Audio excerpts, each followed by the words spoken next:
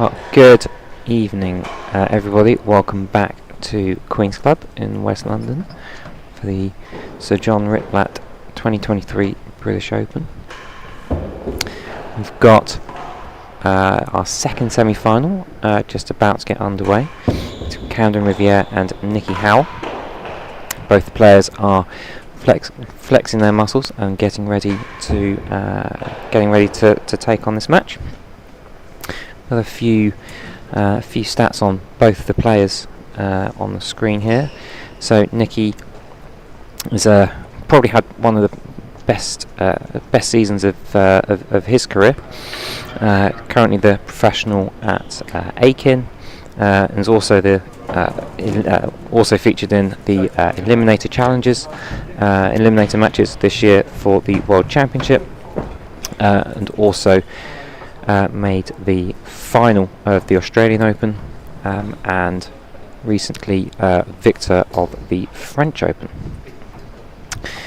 Nick Howell got his way here with a very long, very enthralling round of 16 match against Darren Long earlier on Tuesday this week, and then a 4-set win against Rob Schenkman in the quarterfinals on Thursday. Meanwhile, Camden Riviere, as the current world champion, current world number one, has won pretty much everything there is to win in this sport, quite frankly, isn't there?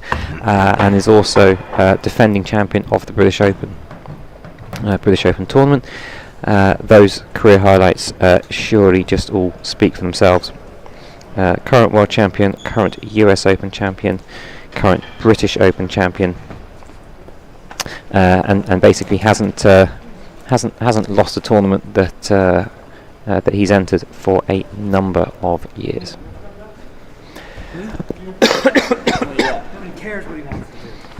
Camden's path to the semi-finals started with a 4-set win against Nino Marola quite late on Tuesday, followed by a more straightforward win against Steve Agona on Thursday.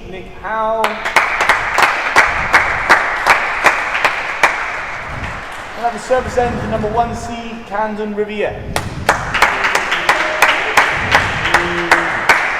First set, level.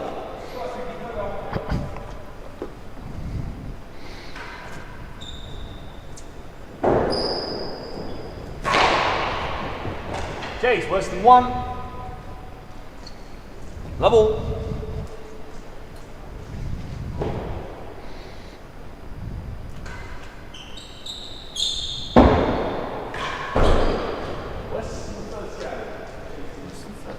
So we've got Queen's Club professional Neil McKenzie calling the shots for this evening's match, and we can see a few of the occasions where Camden and Nick have come up against each other in the past.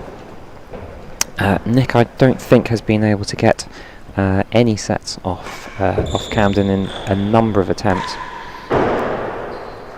and so we'll be looking for an opportunity here to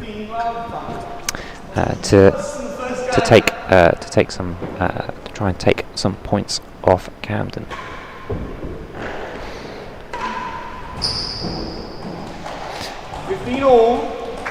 In the commentary booth tonight, we're going to do a little bit of a tag team event here. So at the moment you've got Giles Dory, and I've also been joined by Nick Jones, who is, do we say, the king of RT42? What job title would you like to take for that? One of the protagonists. One of the protagonists of RT42, Real Tennis Resource. It's a joint effort. A joint effort involving a number of different people joining up in the commentary box today.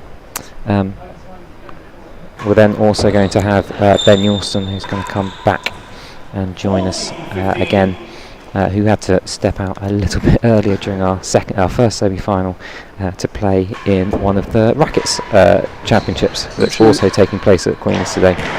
Which is finished now, and he's just having something to eat. I understand that match didn't quite go the way that Ben wanted it to. It was a bit quicker than the last real tennis match, let's put it that way.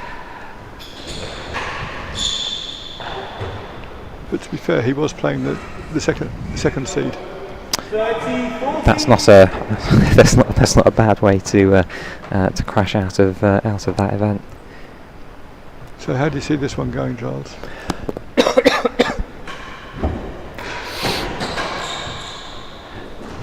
I mean, I think you've got to. I think if you're looking at kind of you're looking at the form that both players have been in. You know, Nicky has been, I think, as I mentioned just now, just very much been in the form of his life. Has been victorious in a number of different events. Camden, I'd say has probably been a little bit up and down in some of the matches so far. I think that's reasonable. Fair comment. He arrived the same day from America as his round of 16 match against Nino.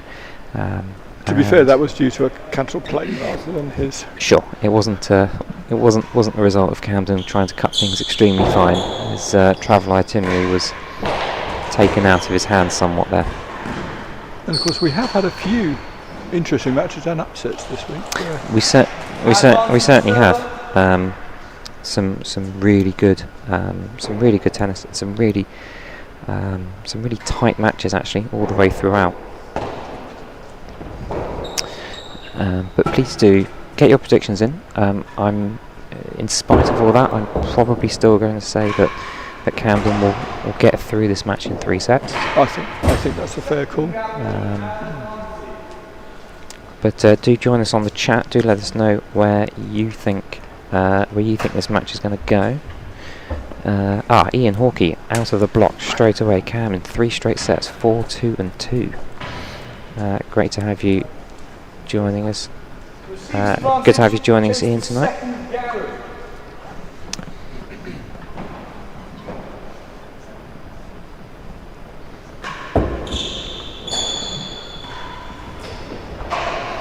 That is the first game, 1 game to love. So this match was kind of roughly scheduled to take place around about 4 o'clock today, and yet here we find ourselves coming up to 7:45 in the evening as the first match has gone. That first match was always going to be more than 2 hours. We've been treated to an absolutely fantastic 5-set match earlier between John Lumley and Bryn Sayers. That's one of the reasons we are running a bit behind schedule. We also had quite a lengthy delay. I think it was coming up to 2 hours. It was 2 hours. From some quite bad court sweating that we had, particularly down the hazard end of the court. Some very I don't want to say unseasonal weather, but it was abnormally warm. It's the change in temperature that actually causes this phenomenon, along with the moisture content in the air. And we saw a team of somewhere between 10 and 15 people on court with towels for a good chunk of time this afternoon, trying to clear the moisture. Although, ironically, more people on the court makes the court hotter. So obviously, there's some interesting solutions to moisture on the surfaces that aren't really suitable. Yeah. And that actually happened in the 2014 World Championship on day 3, which got delayed by a day because they had, even though it was quite warm time of year, they ended up with a lot of moisture coming down one wall and running into the court.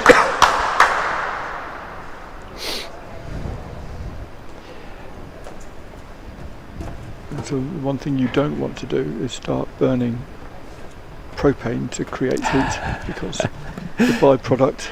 Not One of the byproducts is water. not a recommendation. Not a recommendation to do that here. We've got a couple more predictions coming in on the chat. Graham marks Camden to win this in 4 sets. And let's go Nicky from Mikey Hennessy. Game! 1 game all, 1-all. There you go, Nicky has a game on the scorecard, so both players settled into the match. Camden sticking with the high serve at the moment. What's your take, Nick, of that first semi-final that we saw? I was actually playing in a paddle match up in Watford, so I only saw the last set and a bit. But Bryn is exceptional on this court, so it was always going to be a tight match despite the predictions. But his comeback in the 4th set was Herculean. And to close out those last couple of games was quite impressive. Yeah, I think we ended up catching about 10 deuces in that final game. Right. Game that seemingly would never end. I think John's definitely the player in the ascendancy. You know, his performance in the World Championship was phenomenal, as Camden will attest to. Yeah, and I think arguably that's probably the first match in this event where John's been thoroughly tested and examined, on all parts of his game. Yes, he was, up until that point, I think the only player not to have lost a set. Both of them had. Both of them made it through in straight sets in both their games. Oh, okay. Yeah. Both these players have needed 7 sets over a total of 2 matches to get themselves into the semi-finals. You would have thought I would have known how Brendan performed. It's quite all right. With him being a home boy. So couple of questions coming in. Mikey Hennessy, taking Rob out of the equation, will Nick Howell go to number 3 in the world rankings after this event? Probably. I've got the figures here. We might see if Ben is able to put the world ranking figures on the screen. I think probably. Comment coming in from the Racket Supremo, Tom Billings, saying some very complimentary things about the commentary. Thank you, Tom. And also some comments from Mark Edel. Interpret this as a compliment if you like. Nick Jones, is that your telephone voice? I will let you work that one yourself. Mr. Edel, you have spoken to me enough on the phone to know what my telephone voice is. So Ben Taylor Matthews, as world number 4, only made it as far as the quarterfinals this year. So I think it looks quite likely that Nicky will take the world number 3 spot. I would agree with that. At the end of this event, which would be a fantastic and fitting. It will of course depend. Sorry, just a fantastic and fitting end to what's been a great season for him. It will depend on how many points are coming off for the players from the previous year. Yeah, we will also, I guess, particularly this tournament, Rob Fay is effectively defending a losing finalist number of points, so that will continue to kind of unwind the number of ranking points that he's got as we come towards 1 year of his retirement from the singles game. And of course, with Chris Chapman deciding to step down from international play, he will be going down in points over the next couple of years. Yeah, we're going to start seeing some opportunities in the top 10, in the world top 10 for some new names and some fresh names to come in, and I think that's really exciting. That's going to be. What do you think about the showing from the young players this year? I think it's been an absolutely fantastic showing by a whole bunch of people. I think Ollie Bridmore has really shown himself to be a talent for the future. Bertie Vallet Bertie Vallett doing a job on John Woods Casey. Again, was a fantastic achievement, and again, really exciting. Just really hope those folks can, enjoy the experience that they've had from this, build on it, keep coming to more tournaments, more events. Hopefully, they can get a little bit of money to help them with maybe some travel bits and pieces. Last Gary, 30-15. So Camden now going for the out wide bobble, which is very effective on Quint, and now he's going inside out demi. So he's trying lots of things out here. 30 all. But Nick so far hasn't started using the power he was using in previous matches. No, we've only really seen one straight force at the moment, which is very much part of Nick's game, but probably not something we might start to see a little bit more as this game unfolds. I suspect part of it may be. There you go. Just I was about to say, Camden is very good at getting forces back. He didn't get a half pace one, but that'll be the exception, not the rule. Is this the straight force that? Yeah, there we go. Absolutely. Here we see the straight force from Nick. Camden not really being able to respond much to that. No, you're definitely going to appreciate up here, Nick. The commentator's curse is very real. I'm a massive fan of Murray Walker, and was of David Coleman too. Fantastic. If you've ever heard of Coleman balls, if you're of a certain age, it's the best Murray Walker one was the mini on Rallycross, where he was saying how clearly the driver could see out of his screen, and about 2 corners later the mini is rolling about 7 times.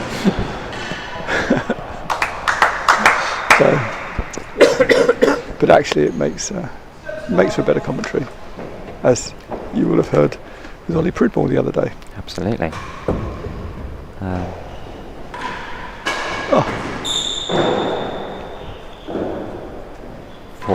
For completeness, my favourite Murray Walkerism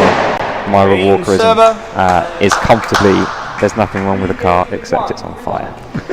yes, that was not the classic. It's a great one as well. Ian Hawkey's got Tim Collins with him. He's got Tim Collins with him? Collins with him. That isn't an unusual situation on a Saturday evening. Not unusual at all. Tim's predicting Cam to win in 3 sets, 4, 3 and 1. For the moment it's sort of going Cam's way at 3-1.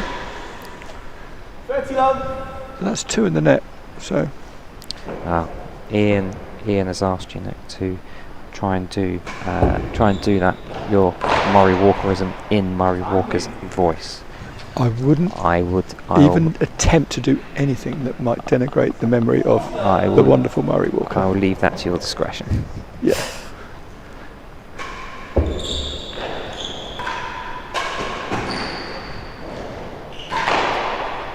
Yes, the only thing I've ever put on celluloid about real tennis is I was on an episode of Escape to the Country, and within about 3 minutes of it being aired, Conor Medlow had taken some sound bites and put it on Facebook for everyone with various interesting but not necessarily complimentary comments. So I'm gonna stick to myself for here.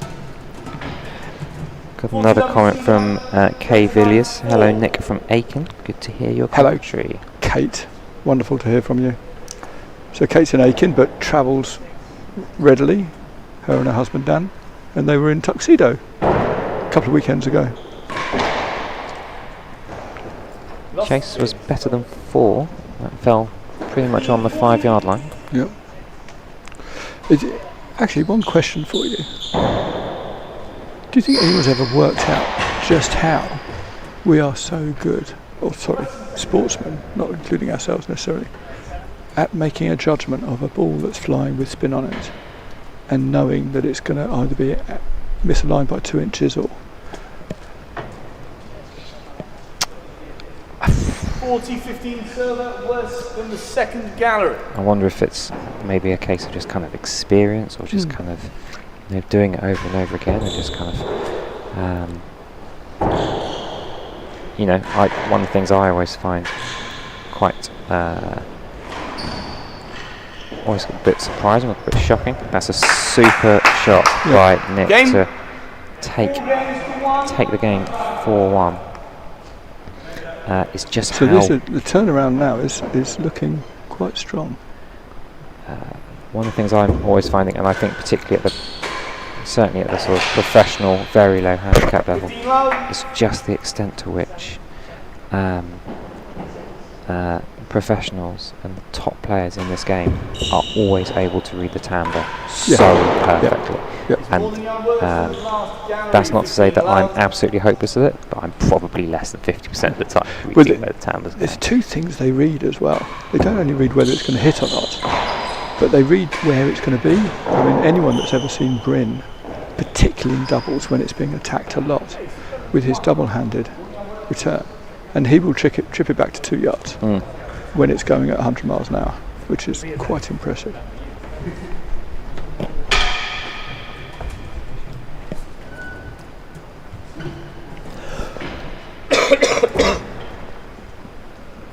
Receiver, more than yard worse than the last gallery. Going to start tagging ourselves around in the commentary team. We're going to time for me to tag out, and rejoining for the game will be Ben Ralston. Thank you, Giles. No problem at all. Enjoy.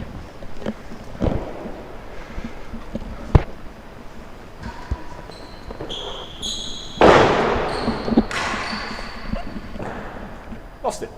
30-15. Evening, Nick. How are you doing? 17. 35.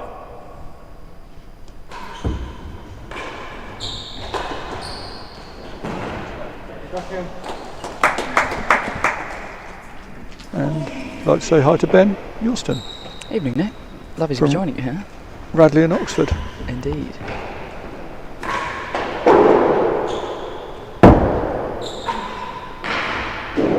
Game server.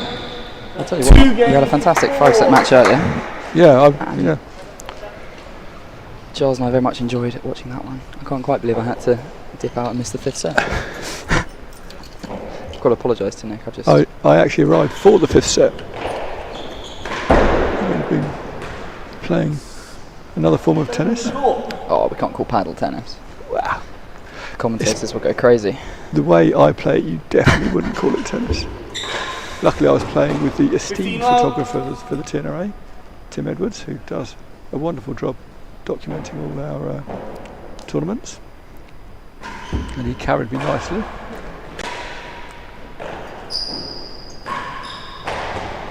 What do you think about the start here then, Nick? Pardon? What do you think about the start here then? Nick has started. I actually got the score wrong earlier. I thought it was 3-1 to Camden because I couldn't see it without my glasses. But Nick at 4-2 is not what would have been predicted. All I can say is he must have been taking tennis lessons off Nina Marola when it comes to making a quick start against Camden Riviere this week.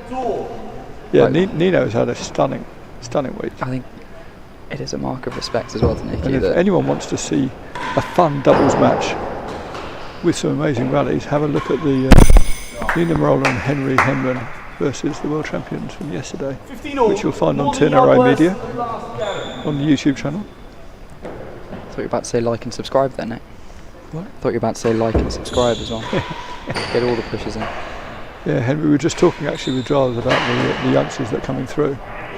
And Henry is the youngest of those, just turned 17, but they're all showing a lot of promise. Absolutely, seeing him, Bodie Valletts, Ollie Pridmore, all coming through. Yeah, Wilflin, very even impressively.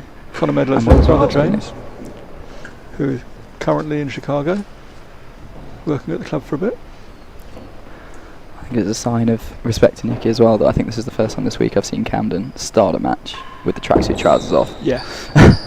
Not seeing those speedy calves running around Queen's Court until tonight. Yes, doesn't appear to have as many straps on his legs. So hopefully previous injuries are not troubling him. Game receiver, 3 games to 4, 3, 4. Well, he's won this crucial 7th game there, and Nicky's lead has slightly been limited this, here. this is what Camden does. He's absorbed the pressure, and now he's coming back at him. And also he's very good at working out what's being done to him and making sure. Something that one of the very good players in the past, Chris Bray, who used to play Rob Fay a lot in the 90s, 15 love. said if you do a successful shot against Rob, he won't give you that opportunity again. You get it once, and it's that's sort of true about Camden too. He's very good at so sussing good. out what's going on. 15 all. And I'd like to say, very good commentary from Rob and Lewis in the second couple of doubles matches yesterday. It's great getting a proper insight into what's going on. Oh, absolutely. No, listening to Rob. Doubles is It was a fantastic. far more complicated game than singles. Nicky will be disappointed with that one. 15.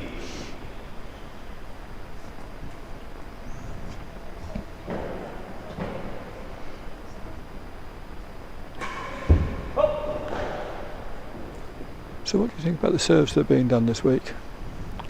What do you think's working best? I think it's been interesting. I think what was fantastic for Bryn was his high serve when he got it in the range, and I think that was actually the biggest factor in the match earlier. Is there were a few periods where he got it absolutely right, keeping John right at the back of the court, not able to put any impetus on it. And those were the periods when he took the first set, when he put the pressure on and had the control. Nicky going pretty railroad solid here. But yeah, both John and Bryn hitting a lot of high serves, which I enjoyed. Yeah, Bryn is very, very good on this court, and that is one of the reasons his serving is phenomenal. I must say I was quite enjoying the underarm twist in the week, getting it onto the. I think Rob Fay was branding it the ski slope. Yep. Down the penthouse on the side here with a nice divot. Ski ramp, I believe. Ski ramp. That was it. That was it. There's also one at Hollyport that's a bit bigger, but probably a little bit more readable.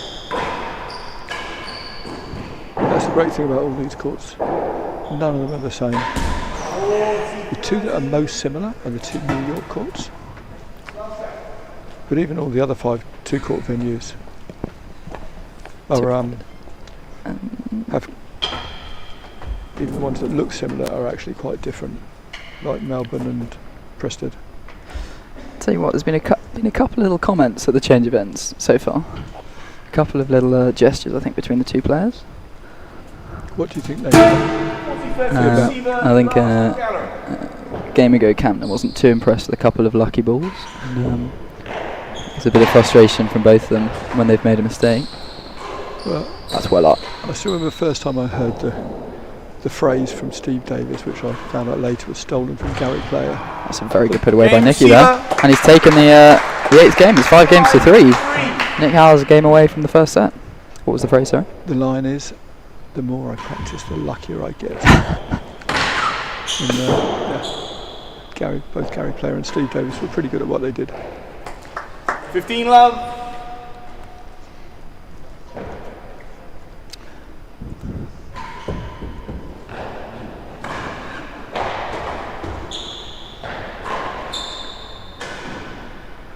That's a good put away. Yeah. Bit of a contrast of rackets going on here. We've got Camden with the wayward and the black timbre strings. Makes for quite a striking racket. Are you a fan of that, Nick? Black with black strings. Whatever suits people, as long as it's a proper racket, then they can basically do what they like. I've just tried these different strings, and the timbres. Yep, and as other people say, they play very similarly. But one thing I would say, it's a bit quicker to string with them. Yes, I think I agree on that. Just a bit smoother.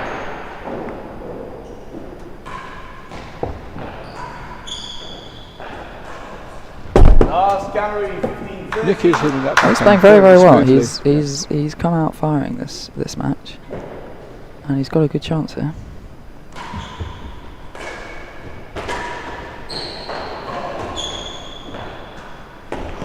He's got a very good chance. because he's earned his way back to 30 all. Yeah. He's got a chase pending. 2 points from the set. Big point here. Very big point here. Could be a late night.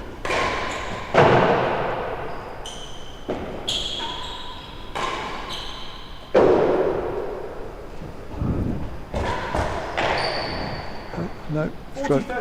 I'll tell you what, he'll want that return back. That was very He close will to want that hazard, return but back. just on the line. Camden did very well to adapt there, I think. Ball Yeah. nicked the edge of the bando there. But he's managed to chase it down. And he takes 40-30 into the change of ends.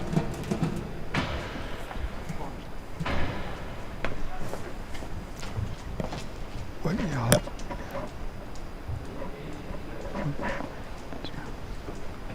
$40-30 receiver, chase the last gallery.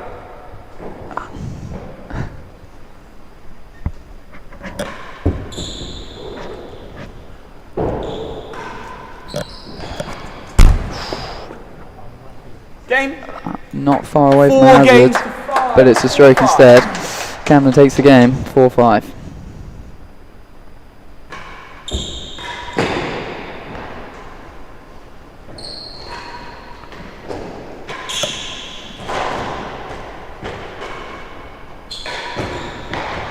Chase. Half yard burst from the It's a chase. benefit of being the left-hander actually, is that Camden hits that inside-out boast as the ball comes across him. Beautifully under that last gallery. Anyway, it's quite hard to do on the backhand with the right-hander. Yeah, that's true.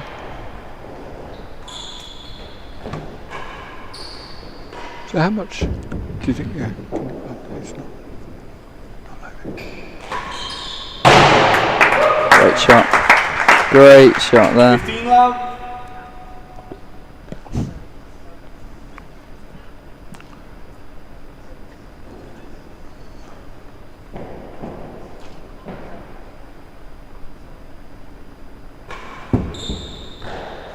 Nick is really getting that railroad to bite. Chase. Less than 5.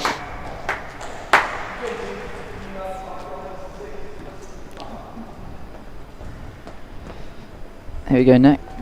Brought up a few comments in the chat for you.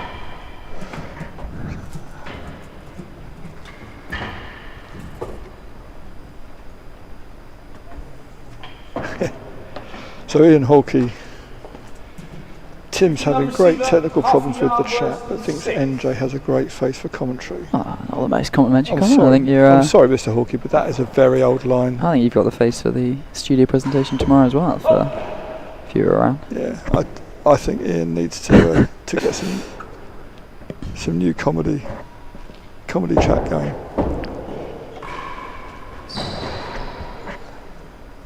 Where's that gone off?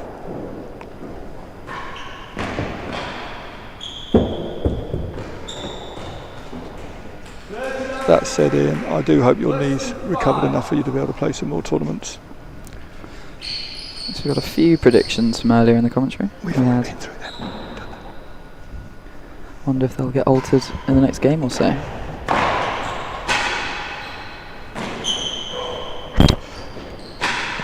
Well, you can never tell, but Nicky's only 2 points away from the set. 15-30. 15-30. Nick Howell, 2 points from the set.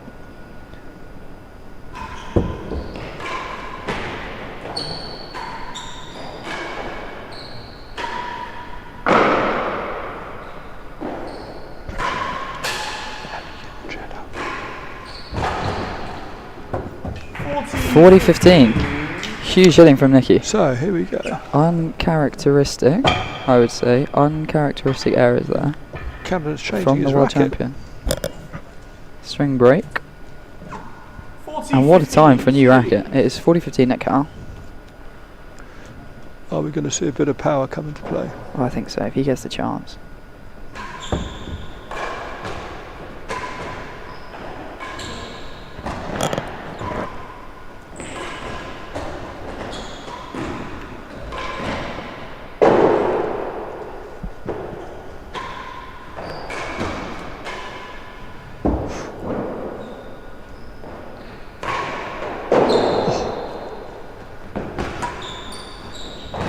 He had the chance, he had the main wall dead on chance, he's ever so slightly overhit it, and it is a game of margins.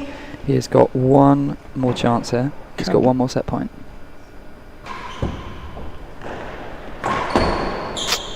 Juice. It's back to juice. 5-4. The things pressure does.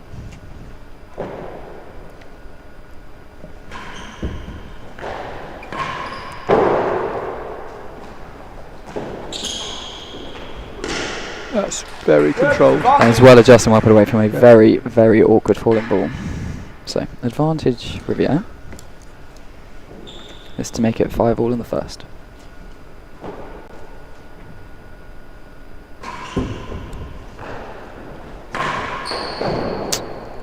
He's not target at all with that main wall.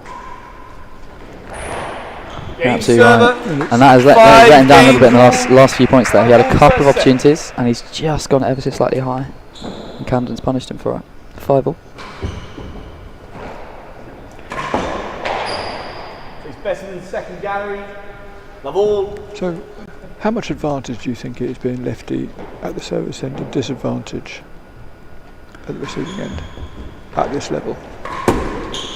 I think it really depends on the type of player you are. I remember watching Camden playing Robert Prested, and it's so interesting because actually when Rob comes back at him in the second day, he does it almost exclusively hitting dead-ons from the receiving end. Right. In a way that you would normally seem to associate the advantage with the serving end. But I think some players, especially if they're trying to keep the rally short, just a time there while Nicky gets ready. But especially if you're wanting to go for targets and keep the rally short, can be a little easier doing that from the receiving end. Yeah. I think if you're John, if you're Camden, if you're playing a retrieving game, I think you naturally want to dominate from the serving end. But every now and again you get a big hitter who just seems to almost do it better from the receiving end. That's a beautiful shot. He's floated into the grill. That inside-out floating shot, the first time I saw him playing that a lot was in Manchester against Bryn in the Pro Singles final. And he does play that shot exceptionally well. And at about half pace. Yeah, it's so controlled. Doesn't need to hit too much on it. And in a blink of an eye, we've gone from 2 set points, Nicky Howell, to change of ends, and 3 set points, Camden Riviere. Yeah. Chase better in the second. Nicky's been serving a lot of railroads. I don't think he's going to change it up for better than second gallery. Not for a long chase, no.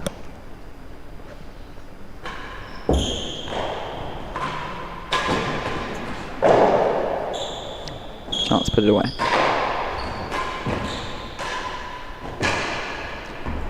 And he takes the first set. And the first set, 6 Very well played, Camden Riviere. He was 2 set points down. Not a position he's often in, but he's turned it around. He's taken the first set 6-5. 1 love, Riviere. Second set. Bit of movement in the dead on. Howell with the railroad to start the second set.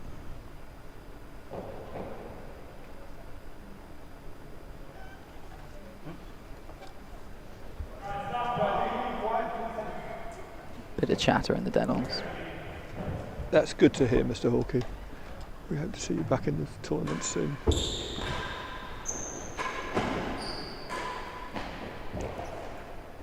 Just coming back to serving. A lot of railroads this match. What do you think, Nick? Have you think you've seen any other serves with a lot of success this week? You've enjoyed watching? Well, obviously Bryn doing what Bryn does. And I love Nino's. 15 all. Not even a caterpillar, but it's a demi with a difference that goes right over to the non-receiver. The full PK that he's been knocking out, causes a bit of chaos in the doubles. And the other one is Will Flynn in his mammoth match against Zach Edel. He's using the Queen's Bobble very effectively, pinning it to that button.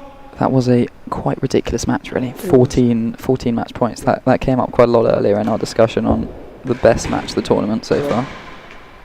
I'm slightly biased here because he's one of our kids from Of course, bit of sequel. Even though he can hit it harder than almost any other human being on the planet, Zach Edel isn't far behind him.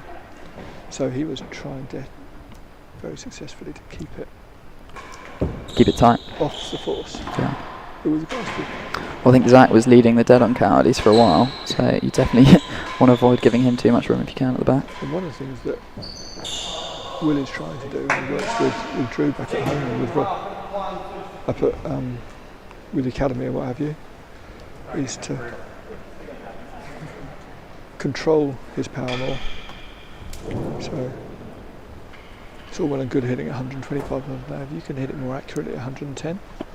Well, that's of course Camden's game all over, isn't it? That's the way to go. I don't think you'd say he's got the absolute fastest force in the world, but when you can put it in the corner of the dead on, whenever you get a half an inch of space, it is noticeable in the last 10 or 12 years how this top game, whether it be the railroads or the corner to corner, there is less power involved in those shots when they're going for more accuracy. As I say that, Nick puts one down the middle that's straight a past great him strike from into Nicky. the I dead think Cam might have thought that one was going to take the penthouse. But it's quite interesting to listen to Rob and Lewis commentating yesterday. Rob was saying and calling how they are sending the forces through the shoulder of your racket hand, because that is the hardest position to get the racket to quickly. And so these guys are not only forcing it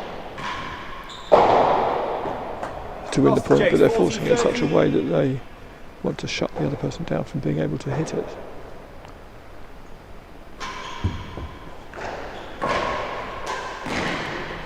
He's got the point there too. The point before, Nicky nailed an absolutely howitzer of a force. Blocked as if it was nothing by Camden.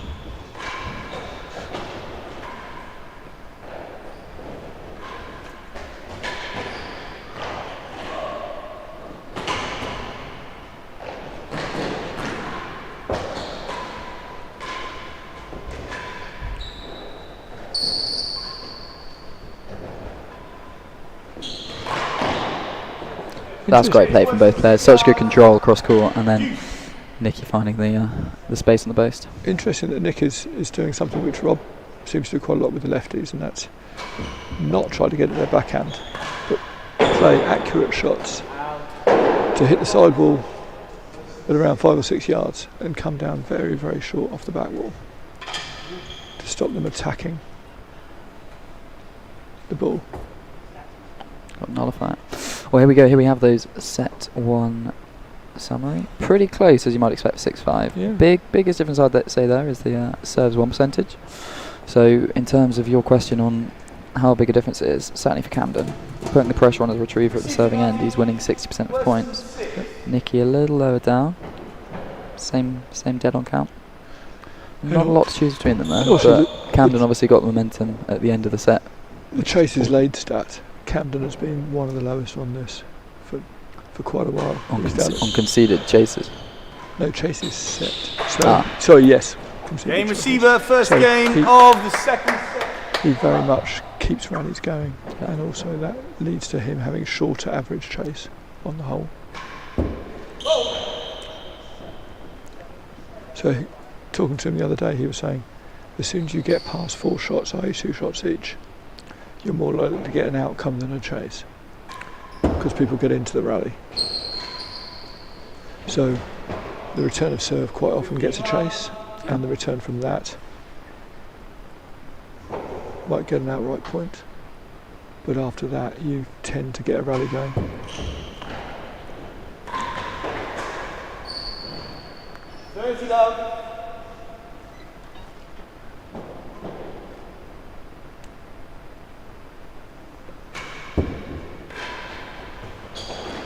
West in 2 yards. That's a good shot. Camden building up a bit of a head of steam here. Yeah. He's taken 4 games in a row. 4, yeah, possibly 4 games on the chart.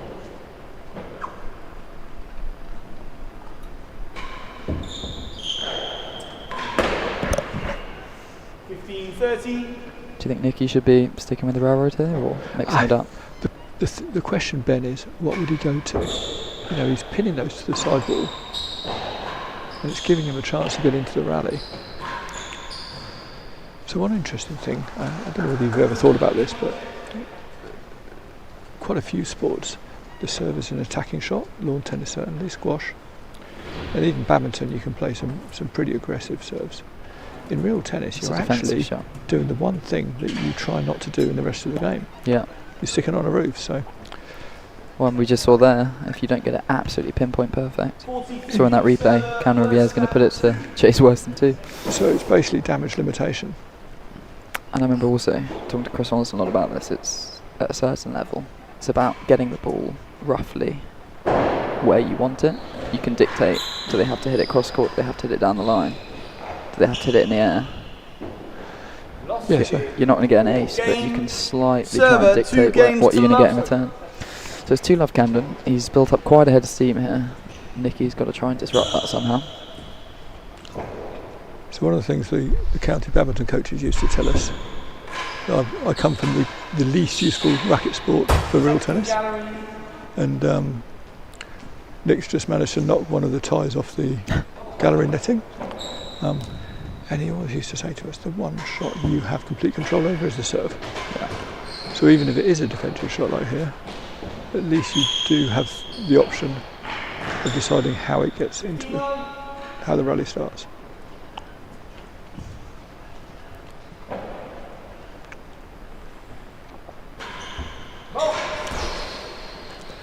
Tight serve there. Very tight. Although, as the good markers say, if you're going to serve very tight serves, You're going to get tight calls. you have to go with the flow. And to be fair, most players accept that. And Neil is a very good marker. See, it's an unforced error from Nicky off the penthouse, but it's come from Camden retrieving not 1 but 2 quite fantastic shots from Nicky into the corners. It's almost frustration as much then than causing that. Oh, Speaking of Neil, One for the that's, marker very agile, ducking away from the ball there. Don't want to have to substitute any markers today. I suspect they've all gone home.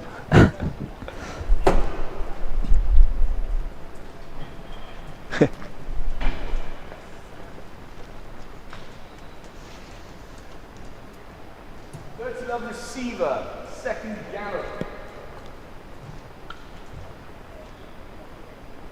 Okay, Chase, second gallery here. Is the railroad.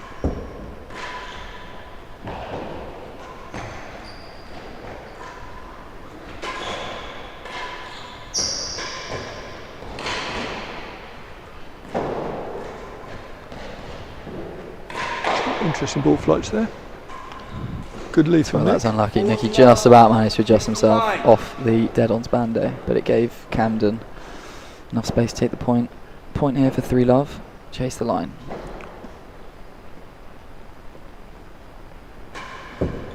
So, do you think Nicky should try a different serve? There you Game go. receiver, I'm paying attention the last 3 games to love. couple of games, and quite frankly, he's actually serving it really quite well. He's restricting Camden on the return. It's actually almost his second shot that's currently the problem. He's not quite putting the pressure on Camden, but he's getting in the rally with the serve. It's what happens after, where Camden's just soaking up all of that pressure and then coming back stronger. James, worse than the yard. Double.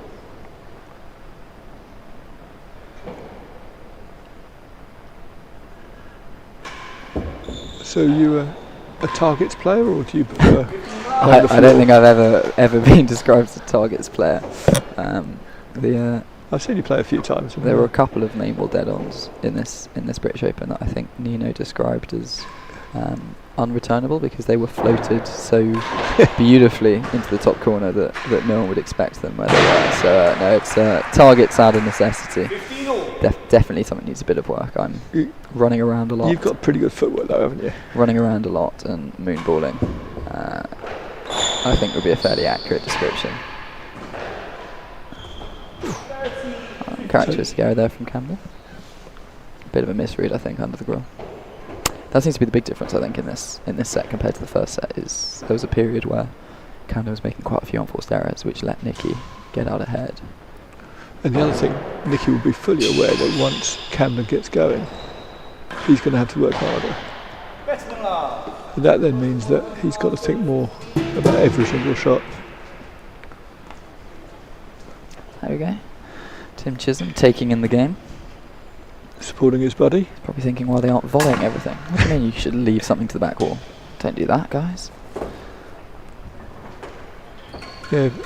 There we go. Beautiful down the line. Exactly as you were saying there. Not the 100 million miles an hour force from Camden, but he's put it down the line. Wrong-footed Nicky. Dead on. Simple game when you do it like that. Here we go. Camden on the high serve. Worse than a yard. Yeah, there's one of the youngsters we were mentioning earlier is a master at half-pace main ball dead on. James Medlow. He has put many. I'm lucky enough to still play a bit of doubles. They still put up with me, and they're pretty well unreturnable. Oh, Nick. That is unlucky. Very Nicky unlucky. has driven it cross court, and he's hit the outside edge of the dead on, and just lost chase worse than a yard. It's a game of margins. It's a game of margins. And again, very tight railroad from Camden sets up the point. Doesn't find the hazards, but he's got the point regardless, and he's got a point here for 4-love in the second set.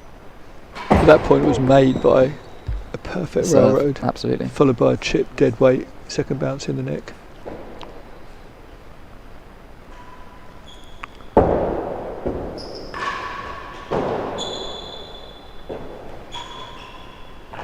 Game. Yeah, and I think 4 games Nicky, to love, 7 leads. frustration at the return there. He got a quite straightforward 2-bounce bobble, but he's put it on the penthouse, which you can't afford to do when the man at the other end of the court is the world champion. And Nick is now cutting those railroads off before the back wall. 15 love.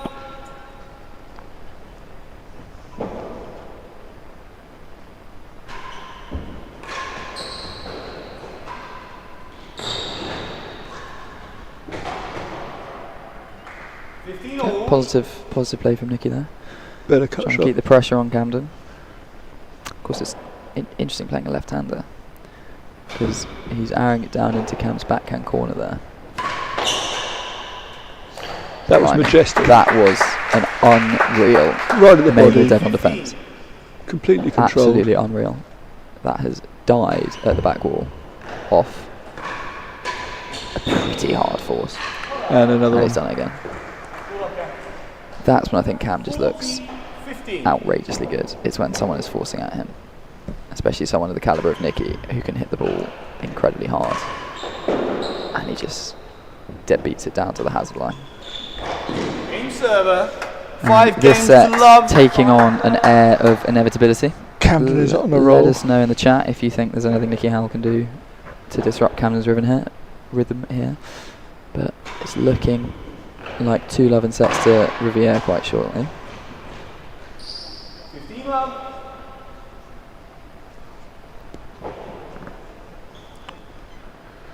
And then tomorrow we have the double semi-finals. How do you see those going? I think it's tough to see Riviere, Chisholm having too many difficulties. I think that you're right, they dropped the set against some fantastic play from the Radley boys. But they're playing John and Steve, who rather haven't played together that They much. haven't played together that much. Both very good doubles players. An interesting combination, that. I personally, I've always thought actually that there's a lot to be said for knowing the person that you're playing with, and I think Camden and Tim have got that. They've played together so much, and I do feel like we have seen a little bit in this tournament. A couple of the doubles pairs, especially in the earlier rounds, that hadn't played a huge amount together, and actually got undone by pairs that seem to have a good connection. Clearly had a chance to practice together. You know, if they're on the same court or they were. Claire and Lewis Gordon were Exactly. very good, as were Nino and Henry. So I do think if you've got a pairing that you're comfortable with. One thing you will find with Cam and Tim, they don't actually talk that much about who's going to hit what, but they chat the whole time. Because Tim has Same communication. a simple philosophy. His simple philosophy is every ball is everyone's, so you don't need to tell Whoever your gets there partner. first. Yep. That's it. And 95% of the time, if you're on a court with Camden Riviere, he's getting there first. And Tim has actually had some interesting partners. Oh, this is a great shot. We should just watch this. That's the inside of the dead on. Yeah, when Camden's not been available, Tim's had some great results. In 2010, he played with Conor Medlow last minute when Cam got injured, and they got to the final against all the odds. So here we go. 40-15. Can Nicky get on the board in the second set?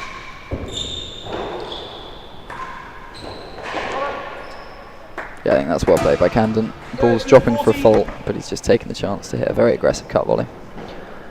30-40, 2 points.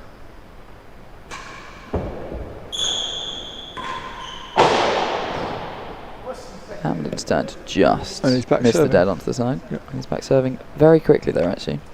And given the percentages that we've seen, if Camden can get down the receiving end, hit one winning cut volley, and then immediately get chased again, you suspect that's a winning formula.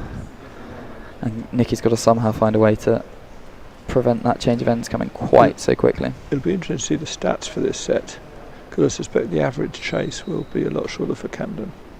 But actually they haven't changed ends that often. Someone dead on getting rid of a telling off there from Ian, I think. And Tim Chisholm's texting somebody.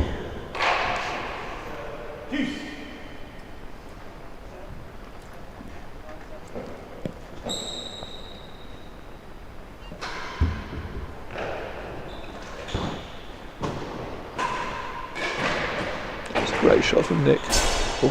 Very good shot. Play from Nick, because that was a very good railroad from Camden this time. Kept it very tight to the wall, and he's just tickled it up the line to get himself into the point.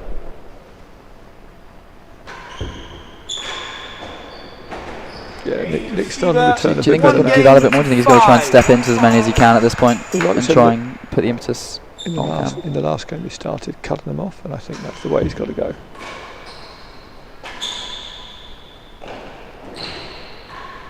Second gallery. Double.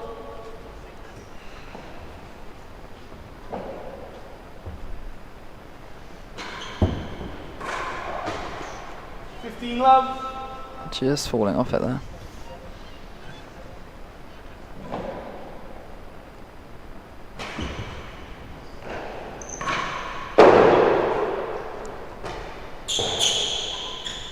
Yeah, that's smart play by Camden. Second bounce before the back wall. Just dead under the gallery. Under the grill, sorry. So how do you think... Camden's probably the closest to the old style game in that he doesn't need or use power unnecessarily. I think it's interesting because I think across a lot across a lot of areas, whether it's music or sport, you often see people trying to come through doing whatever the best person in the world is doing at that time. Yep. Trying to emulate them, and then actually the person and the stars that then seem to come through, it's usually someone doing something new. So I think Rob obviously has dominated for such a long time with a very aggressive game and a huge cut volley and probably the best main wall force the game's ever seen. And it actually wasn't someone emulating that's then become the new world champion and taking that crown. It's been someone playing a very, very different game, someone who retrieves a lot. So I think it's interesting to try and think what's going to be, what's going to come next. What's the next best player going to be? A bit like with music though. A lot of music now is a hybrid of old styles. You've got rap and you've got sampling. So actually, you're not completely reinventing the wheel. No, you're trying to take some of the parts of the best. And I think actually, I think Novak Djokovic said something similar about Carlos Alcaraz in the tennis circuit. Is that Alcaraz is not doing anything particularly. He's not particularly like Nadal or Federer or Djokovic. He's sort of like all three of them in a way. He's taken elements of all of them and almost combined them all into his own style. So perhaps we'll see a bit of that. We'll see someone that's taking a lot of Camden's game. That's a beautiful shot from Nicky there, by the way, down the line into the winning gallery. Some elements from Camden's game, some elements from Rob's game. Maybe we've already seen the person that's going to do that, because it might have been one of the youngsters playing this tournament. But that's a good shot from Nicky as well. One of the things that doesn't get talked about much is in the early 90s, the equipment changed considerably. Of course. So I think a combination of basically having tighter strings, because you've got stronger rackets with stronger strings, allowed the power game to come in. But the fact that Camden doesn't string as tightly and doesn't use as much power means there is still room for something a bit different. And of course, not being too tightly strung is going to help when he's killing those volleys dead. If you've got a main wall force flying at you, you actually don't want too much tension in those strings if you want to then kill it dead onto the hazard line. It's a little open on the railroad, but Camden's given a chance for winning gallery and he takes it again. Nick is, A couple of winning galleries to the game. Yeah. And Nick's up to 3 on the winning gallery count. 3-0. So it's interesting, when the new Howell racket was developed, the thing that was done was it was engineered exactly on an extra tech, which has been shown to have been successful because with the speed test they've done, there is no difference between the extra tech and the new graphite racket. Whereas in lawn tennis and squash, the game was a big speed. The game was changed. Yeah. Actually, squash, it was more power. Lawn tennis, it was made a big difference. It was being able to hit the ball with more spin because you got a wider face, so you could come up on the ball more. We got an interesting change there. We had Nicky serving high. Yep. I don't think he quite got it as deep as he was hoping, so Camden was able to step in and hit a cut volley from quite high up the court there, really.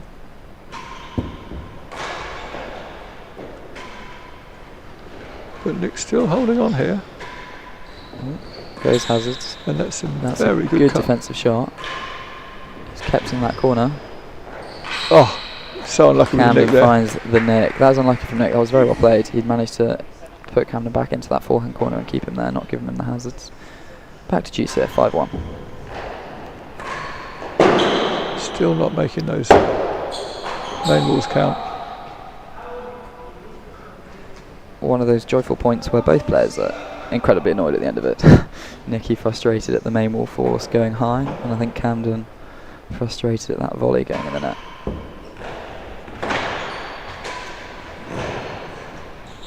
Again, as you were saying earlier about, Charles was saying earlier about reading the timbre, that only hit by about 2 inches, but Nick was right on top of it.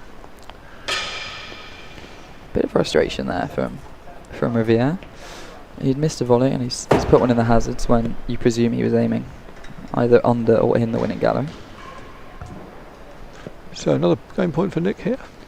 Game point for Nick. If nothing else, it'll help his momentum going into the third, because there was a point where it was looking a little bit like Camden was going to run away with it. He's sticking with the railroad.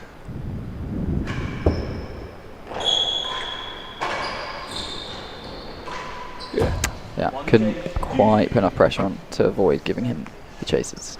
That's the one thing the lefties are very good at from that end. Easy roll into the galleries. Couple of penthouses we've had from both players actually on the force. That's Great read. Such a good read.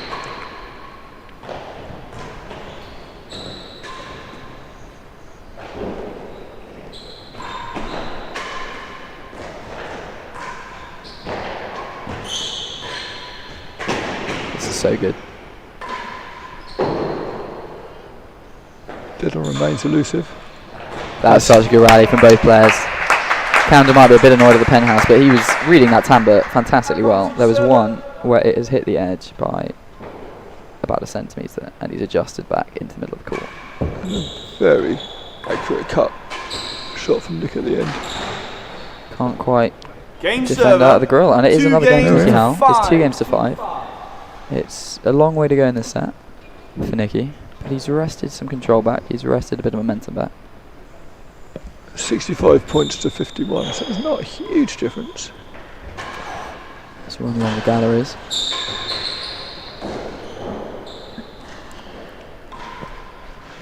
So which is your favourite court? What do you consider your proper home court? Got to be careful here what I say. Yeah. My home court is certainly Radley. That's where I've grown up playing. I also find Oxford actually, despite being technically my home court for the last 4 years, I don't think really quite plays to my game. So actually I've always found that quite true courts, reasonably bounced courts have always been where I've really enjoyed playing. Yeah. Tuxedo I think is actually my favourite. I've really loved playing a Tuxedo. I play at Tuxedo a lot, so I'm very fortunate, but actually, even though it's got a slightly deeper timbre, it's very true bounces, and Chris Ronaldson actually says it's the truest It's very penthouse true. in the game. It's a very true call. I think it's obviously a beautiful setting Quite as well. fast. Quite fast, and I think you get a really good, just, it feels completely like a sport. You haven't quite got some of the idiosyncrasies that obviously we love about real tennis, but at the same time can obviously be a little frustrating depending on your style of play. So I think Tuxedo, Middlesex I've always quite liked as well. Quite fast court quite a true court. I always almost loved Paris for its slight ridiculousness of bounce. I find that a bit too bouncy. A little too, but always quite fun, and obviously the world's highest ceiling to try and launch. With my home court being sea court, I'm pretty lucky there's a whole bunch of courts that are basically built exactly the same by the rather clever Mr. Bickley. 30 all. Give you home court advantage all over the place. Well, one thing with sea court, it does cut very well, so we tend to travel quite well. But saying that, New York, Morton, there's a bunch of courts that are identical, basically. So we've got Daniel Villiers asking how Philly compares with Tuxedo. Obviously, John Lumley into the final on Monday evening, hailing from Philadelphia for the last decade or so. So Philadelphia, have you played there much, Nick? Yeah. You've played there a lot. So well, not a lot, but enough. It is, I think, some of the grippiest walls and floor in the world. Would you Yeah, agree on it's that? the grippiest floor. I think so I did find a ball that you could see through to the centre Oh, of last time I was playing. that's fairly common. So I think a sign of the grippiness of the walls in there. But it's very bad. Just being asked to be a bit quieter with commentary here, so we'll just bring our voices down a little bit. It's very grippy, which means you get some very big bounces, and it is quite bouncy. But actually, again, being a Bickley court, it's true, and the main thing you want from a court is for it to do the same thing every time, with the same ball. And I think you could say Philly and Tuxedo both do that. So I think Tuxedo, a bit bouncier and a little more true, I would say. Yeah, potentially. Very tight serve. Both got nice high viewing galleries though, actually, along the edge of the court. Yes. Good for spectators.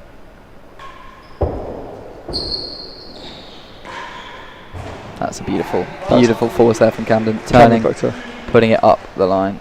Half pace. So difficult to read as well, because he can put that off the main wall, he can force it straight cross court for a chase, and he can put it up the line like that. So we could push the question back to Dan. How would you compare them if you played them both? I know you played Tuxedo, I've played you there and seen you there many times. Or any other listeners got any comments about that?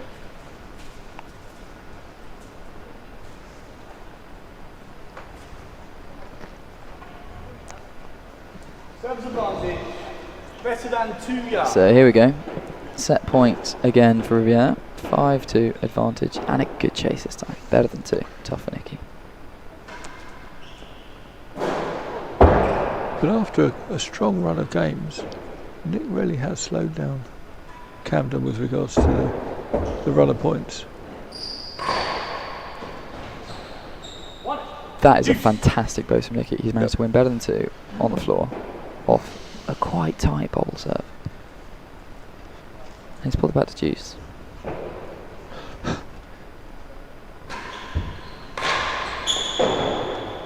Great serve. Second gallery. You're absolutely right about the speed of the game. Nicky's properly slowed it down. Yeah. Clawed some momentum back. Yeah, Camden doesn't mind people hitting it hard at him.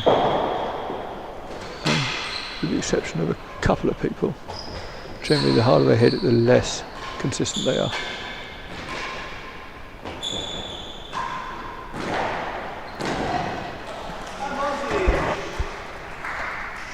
Tough bounce under the grill there. Nicky practicing a backhand volley there. I think he perhaps wishes he'd taken that on the full instead of leaving to the nick under the grill. It's a very, very fine judgment as to whether it's going to hit floor or back wall first. Generally, those shots have a bit of topspin on them. And if they hit the back wall first, they tend to roll. Receives advantage. Chase the second gallery. Second gallery. Set point once more to Riviere.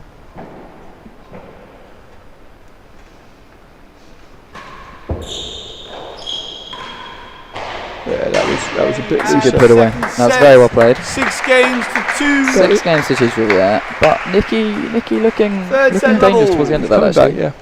Put a couple of games together. So back to my comment about, if you manage to hit the back wall with a bit of top, that's exactly what Camden did with that shot. Punched it into the back wall and it just pushed very quickly up to 6 yards.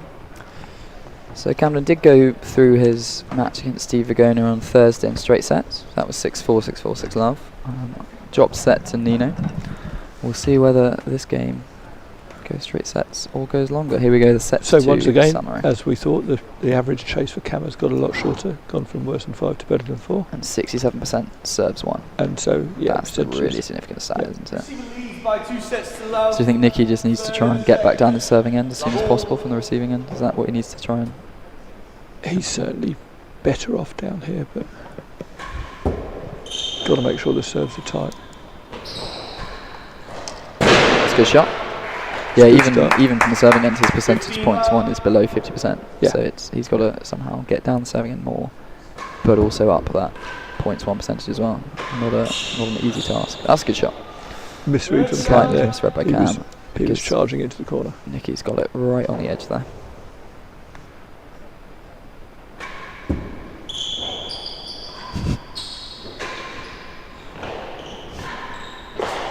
Not sure I can read out the entire of Peter Cipriano's comment here. What's it saying? Although we might be past the watershed, but some Philly and Tuxedo nothing alike. Not the most complimentary comments about Philadelphia's floor. It's quite a rough floor. I'll agree with Pete there. It's a rough floor, especially We did say for that the floor balls was with very thick slow. balls. But I did ask the question. And if anyone will know, it's Mr. Cipriano. That's a good shot. Change of pace. He put it just down the line. Nicky wrong-footed. Here we go.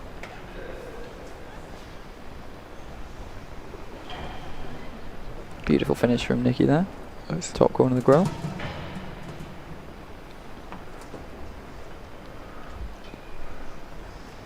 It's good that we've got listeners over in the States. Worse than 6. Have we got any Australian listeners at the moment? Probably all getting up in the morning, aren't they? Worse than 6. Yeah, they're 11. The East Coast is 11 hours. Right, so it's sort of a bit early for them. Oh, 30 all. Jason, I think 1 and that 2. shot is another one that Nicky has not quite managed to find the target on today. A few too many penthouses, I think. Another high serve from Camden. there she is. And he takes the chase 1 and 2. That is a slightly loose serve from the world champion there. He gave Nicky the chance to have force, and he found the dead on this time. Surprised he wasn't sticking with the railroad on that. So I think that's the kind of pass that Nicky wants to get in, where he can have a swing, he can go for the dead on the easy balls, especially when he's playing a chase, but then he's quite quickly getting himself back down the serving end. So a point for the first game of the third set for Nick, which would be a nice settler for him. I think he's got a new sweatband on his wrist. What do you think about the shoes, Nick? Would you sport some nice pink shoes like that, or not quite your colour? We changed the rule about 10 years ago to allow people, because they're equipment and not clothing, and we asked them to buy the whitest version, but there are bigger problems in life, and it is important that they're wearing the right thing. Oh, I think we're going to get a slow motion replay from Yeah, he just caught the post. at some point in the next Caught few the minutes. First gallery post. Bit of a discussion there. Camden thinks it hit the bando.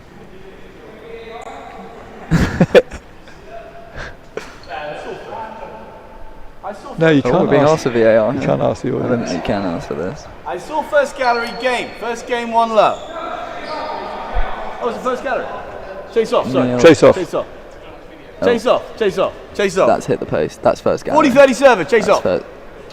Is that's no, I think that's first gallery post, wasn't it? Chase off. Hang Not on. the door post. 40-30. Face the door. Interesting. Anyway, the marker's made the call. There is no VAR. 40-30. So here we go, 40-30. Yeah, it's certainly too quick for me to see. There you Chatting go. about that earlier, do you think we should have a bit of VAR implemented for next year now? I would avoid it unless you can completely codify it. We did discover earlier that even on the slow motion replays, we reckon that Giles and I weren't actually entirely sure where balls were landing. So No, I think, quite frankly, taking the marker's live view is probably the best. We've actually got a few rules we're going to review this year relative to a couple of minor issues, but on the whole, the stuff we do, we have for the rules Game receiver. seem to do the First job. game. And Nicky does take that first game. And Well done him. markers.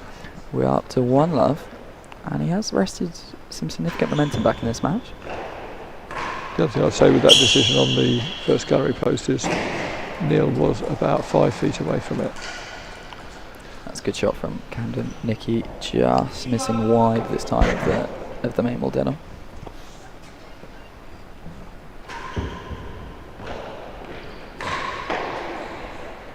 That's what he'll like to see. He's got it. That's the shot he's been trying and not quite finding. He's got a dead on. 15-all.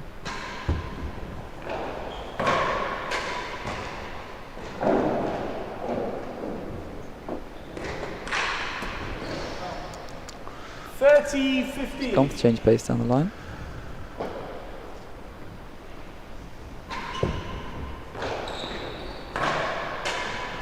Nick's definitely more on target with these.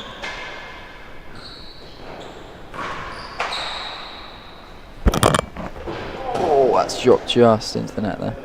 So it was three They're in, three right? full straight forces on target. I think so. What Camden's not quite managed to do, which he did when he was looking at his best in that second set, was they all went straight onto the back wall. If you can get it onto the floor, that's when it's so ridiculously tough for Nicky to deal with. He's definitely finding that dead on target more often, and he's got a point for 2-love here. Well, he had to change something, so. And Camden now changing the serve up to go sidewall railroad, which he and Steve both play very well. There we go. And he's got a chase change ends again. So I think this is the kind of pattern that he wants. He's going for the dead on. Replay coming. He's finding them, and then he's taking the chase as soon as he can. That's a great shot. Yeah. That's a fantastic pace ball. I mean, speaks to Camden that he's still almost got it back anyway, even at that pace and width. 3 different views of the same shot from This is 2023 with the T&RA the Association. production team. We have a very professional production team here.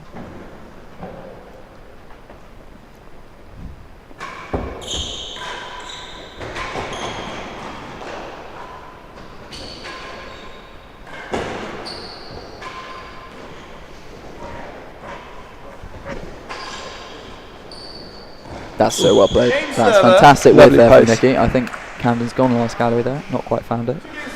Nicky's found the main ball timbre, and it's 2 games to love.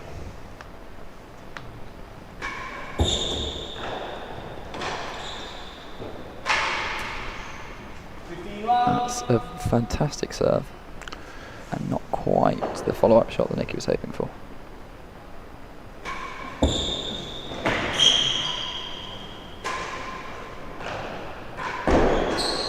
So Nick seems to have Camden a little bit rattled here. 3 games in a row. He's got a couple of errors coming. So he's 1-2 and he's pulling errors in the third. Swap back.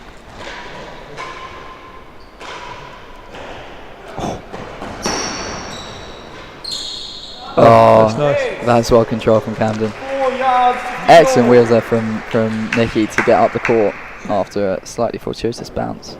So Nicky did show one of the shots we'll see in the doubles tomorrow. He's got the very, very good backhand volley where he becomes airborne slightly. Off It the seems to ground, give him a better putting it level back of control. towards the grill, absolutely.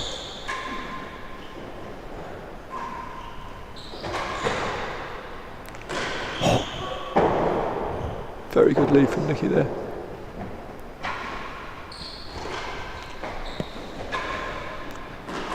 It's ridiculous.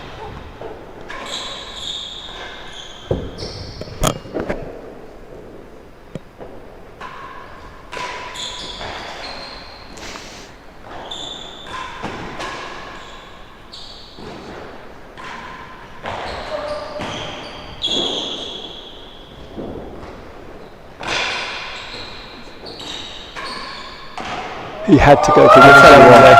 I tell you what, he has made Nicky work so hard for that point. Absolutely Well, ridiculous defence there from Camden. He's volleyed one off the timbre from about 2 centimetres and taken another 2 out of the grill. Nicky finding the winner there though, forcing the error off Camden. So Nicky really is trying a few serves now.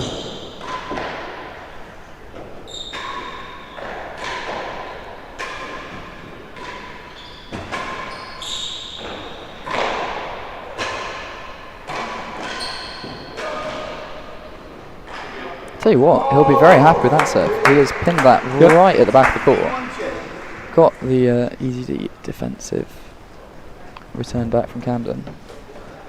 He's managed to find another point. Continuing to work that timbre very well. Camden got the first 2 but couldn't cope with the third. Probably one of the longer rallies you're going to get today. Yeah, not quite the length of rally that we were getting in the Sayers Lumley match earlier this afternoon. And here you go, there it is. Nicky going for that winning gallery again. Here we go, 40-15 Howell. Chase 4. It's a long railroad. Oh, that's very lucky with the defensive nick. volley. That is a very good defensive volley. Element of fortune on the bounce. Here we go, 30-40. Another point for 3 love. Cam giving an apology there for the nick.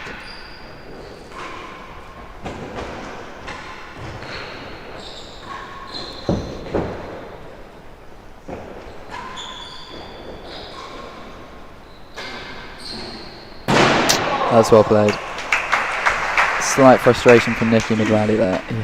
He had the ball for last gallery. Slightly overcooked it. Camden finds the grill and it's back to juice.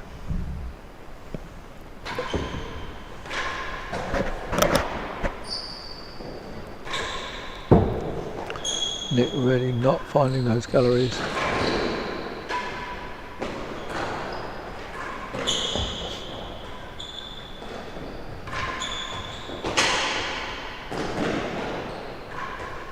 There it is. Fourth time lucky at that point. Couple high, one underneath, but he's got it in the end. And I think that's a smart shot as well. Juice. Can he take the advantage into the serving end?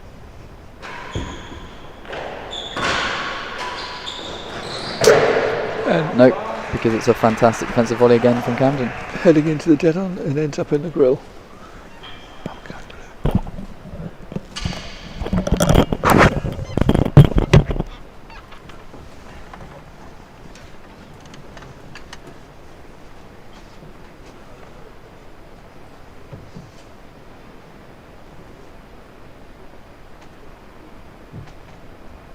There we go.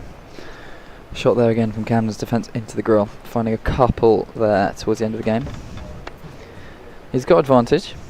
Bring it back to 1-2 in this set.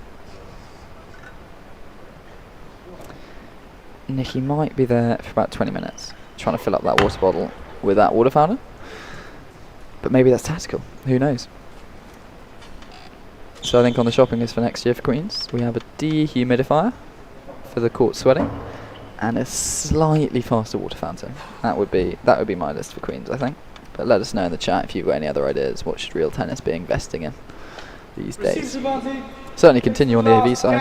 Another shout out again to Ben behind me for having an extra camera angle to show the water fountain.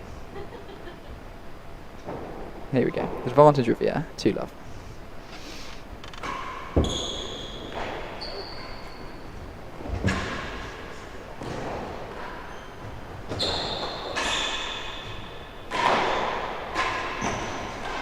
Ridiculous.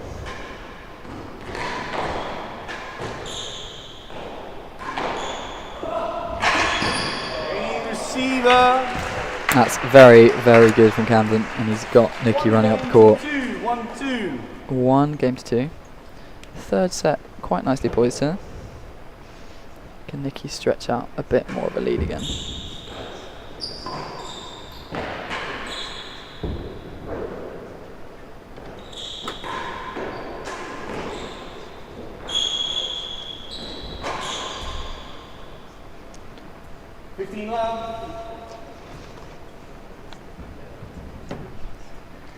He's going for it a bit more, which I think has allowed him to wrest back some momentum. But there's going to be a few moments like that as a result. It's a very good serve. Hazard, first gallery, team up.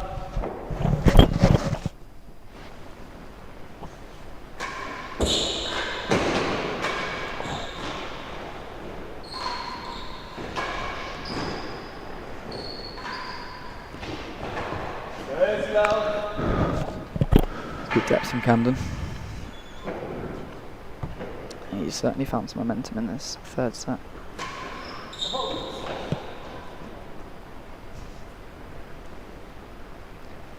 Proving comment from Tom Kerry Hunt about the water fountain camera. Couldn't agree more, Tom.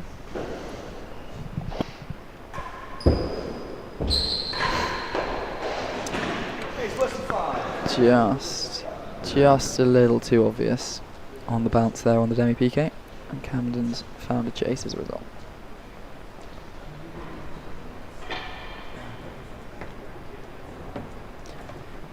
Interesting, we got Tim sat in front of Camden there. Obviously Tim's Camden's doubles partner. Do you think that's some helpful support there for Camden? Yeah. Having somebody by your corner as you change engines time, do you think it's nice to get the support there? Or Interesting. I don't know how much difference it makes. I think if it were a world championship, I think it absolutely makes a difference.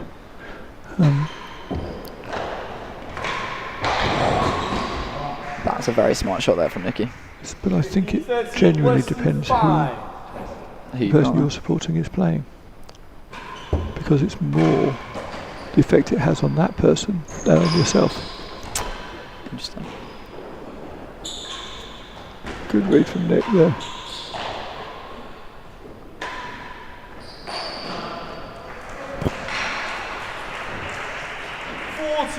So if the person that's supporting you knows how to play the person you're playing, you being there is going to let them know that you're probably going to have been giving advice to the person you're supporting that might help them in that game. I believe was Rob Fay sat in John Lumley's corner at the World Championship.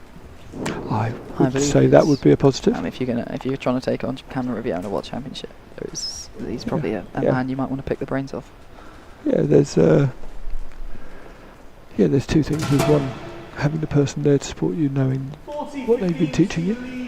But if the person you're playing knows that you've been teaching them that is going to make a difference, I think.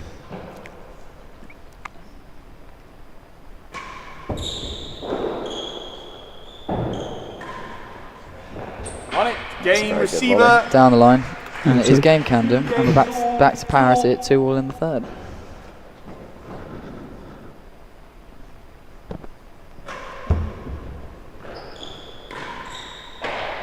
Okay, it's better than 6.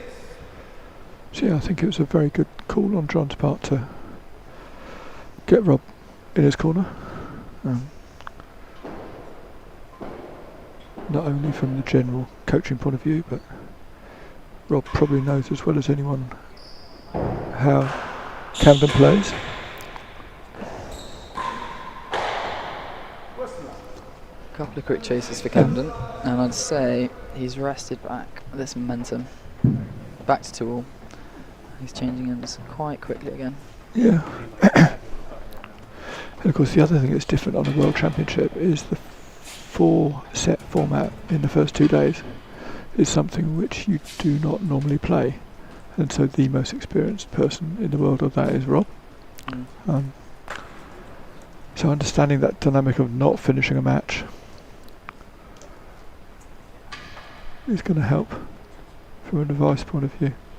Camden taping his fingers up. Yeah, possibly some blisters there. I suspect it'll be preventative rather than any major treatment issues. Here we go. Better than 6 yards.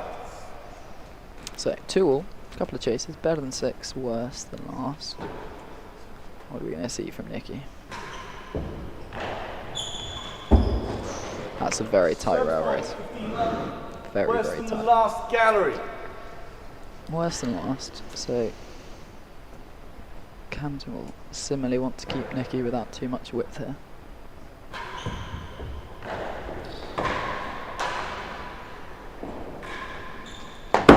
That is a very good put away there. 15 all. Just enough width. These railroads are to Camden's slide arse. into the last gallery.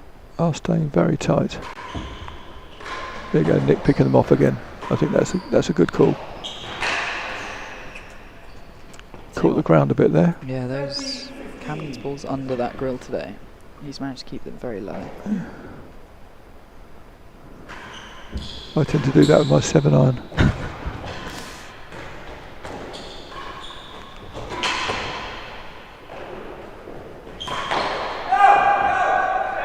Great shot from Nick there. Very smart shot. Just Into the hazards. So Camden predicted for the main wall, dead on. And he's just gone a bit fatter. Put the bows cross court for the chest.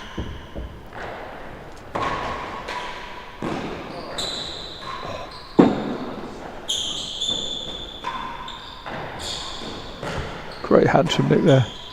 That's well played by finished Camden. off. Well put away. He's played that beautifully today. But very controlled volley across the court into that grill. Camden giving up on the tape on his hand. It lasted about 3 points in the end, didn't it? 40-15 receiver, 4 and 5.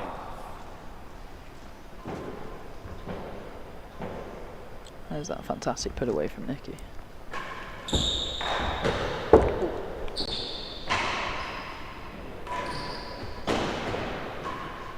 That's well played.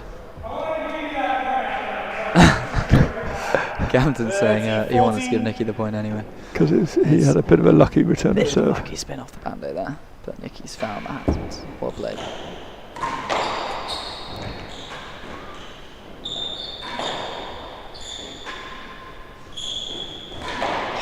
Great recovery So from good. Camden there twice.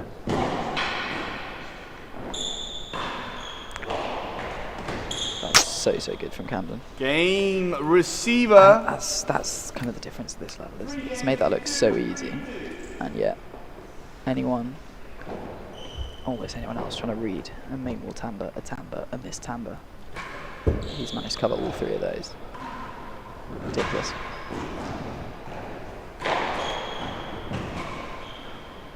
So, long before I actually played this game, I remember someone asking Peter Dawes what the best shot from the service end is.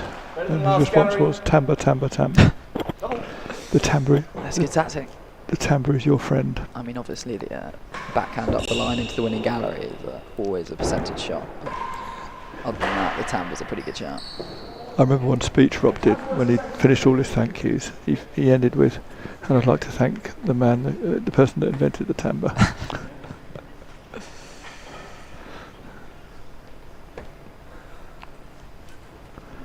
Yeah, I can't think of any other sport where they deliberately put things, apart from fives probably, where they deliberately put things on the court Yeah, to mess with your head. Nicky would have wanted that one back. It was a good pickup from Cam, but Yeah. he had a ball halfway up the court. I think he would have hoped to find the winning gallery there. We don't have VAR. Players having a bit of a chat and a laugh there. I think just checking the score there with Neil. They were asking us to confirm the score. Half a yard better than the last gallery at Lovell. Score is whatever Neil says it is. That's the way it goes. Yep. Oh my god. Oh, 15 love. slight misread there, I think, from Cam. Worse After than a second, ridiculous main wall dead on defence. But it's 15 love Nicky. Oh, Fantastic shot. wasn't necessarily Fantastic going shot. for that, but Not sure. he's going to take it. Not sure Nicky wanted to give him that shot there.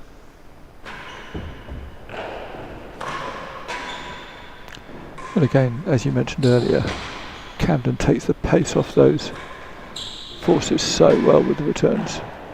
Yeah. That was all built off that return to the force. Nicky has nailed that at the dead on. Camden's not only got it back, he's got it back on the floor and made Nicky play ground stroke. So good. We've got the perfect position here. You can actually see Camden backing his racket off just as the contact Just cushioning it. happens. It just cushions it away. Oh, commentator's curse once again. I need to keep quiet about such things. Here we go, 30 all, 3-2. The other person does it beautifully is Tim Chisholm in doubles matches. If he can, he just gets the second bounce to be just over the dead ball line. That's a good shot, Camden. 40-30. Tim almost impressively kind of goes around the ball at the same time. He's sort of putting a bit of side spin on it as well.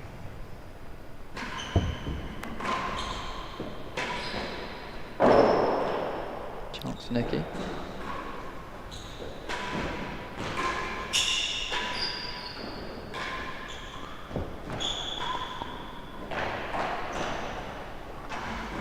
There's another low bounce under the grill there, but Nicky's managed to scrape that one out.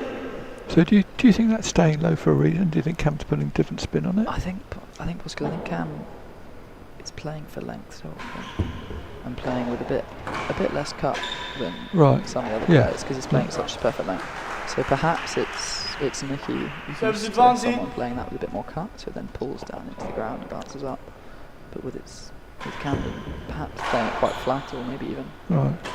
So I don't know whether you've hit with or played Peter right, but Peter server 4 he doesn't mind what court it is because he just does the line and length, second bounce in the neck. He's great to hit with. So crucial 7th there, 4-2 Riviere at the moment.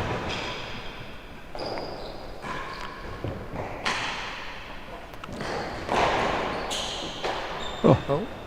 Uncharacteristic. 15 love.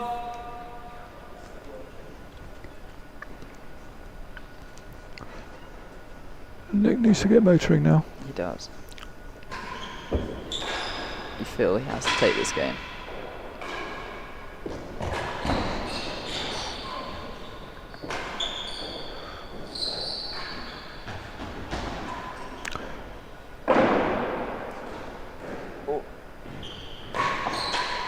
And there again, all the pace off the ball.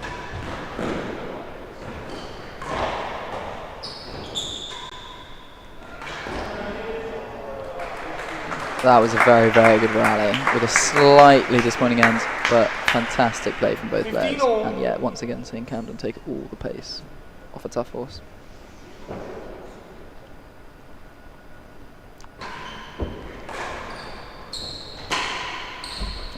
Door 15 all. Think he's going for the winning gallery there?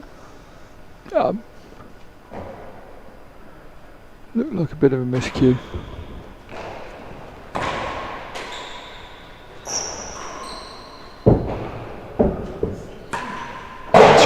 Interestingly on that, after his return, Nick actually set off to the corner before the ball got to Camden.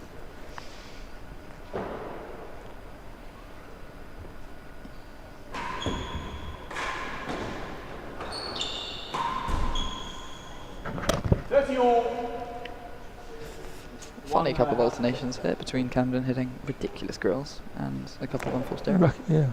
So we're at 30 all. Good dig out from the corner. And another.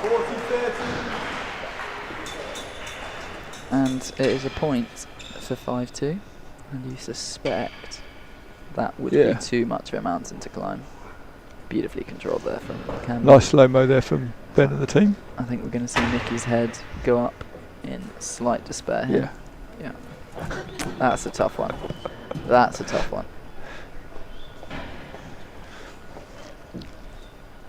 40-30 receiver. I'm looking forward to the montage for all the replays at the end of the tournament. I hit 3 behind the back shots just to try and make sure I get myself in it. Yeah, I've done 1 or 2 of them in my time.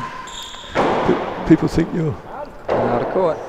People think you're showing off, but invariably it's because you're actually in the wrong place to hit the ball.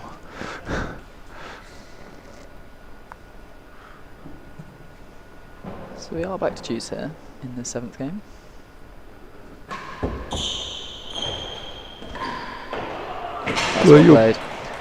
Were you behind the back shot successful? Advantage receiver. I think one of them was, so not the greatest percentage rate. Yeah. 7th dead on there for Camden.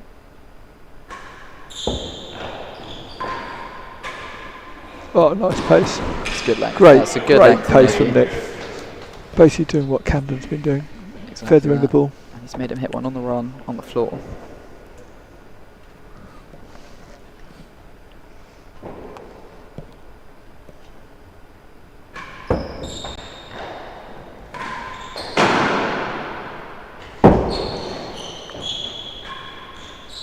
That's a Another good put great away. shot. That's fantastic play from Nicky. He's forced Camden to put the force high. Again, taking He's all found the a winner pace off based it. timbre.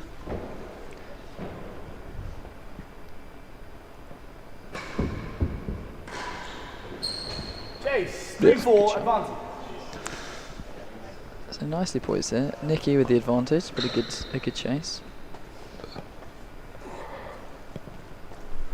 That was the very controlled main force. A lot of players swinging themselves off their feet as they hit that. Camden's just rolled that in. Barely an effort. Receives advantage. Chase, 3 and 4. Here we go. Chase 3 and 4. He's going to try and dagger it cross court on the volley. Oh. I think he's going to wish he had that one back, Nicky. So It's very well controlled from Camden, but he had a chance high up the court. Camden has actually taken a few of those serves which are going to be faults and played them into the corner. Nick got unlucky there, but it went straight to Camden.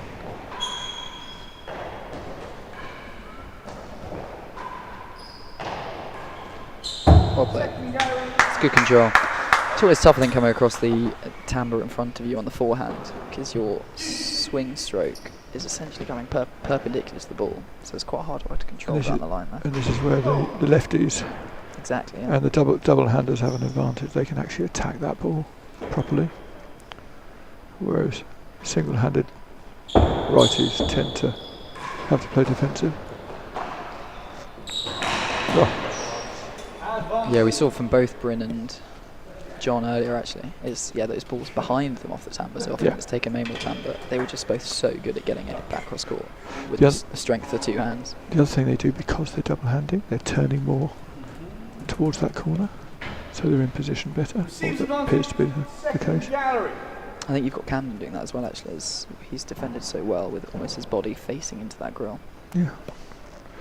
Although you notice Camden plays single-handed from both sides, but he actually plays his attacking shots and his kill shots with double hand both sides.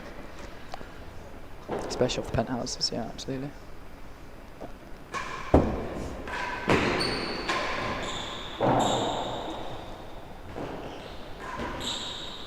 That's well played. Yeah. That's very well played. 1 yard. Send it for a cup of tea.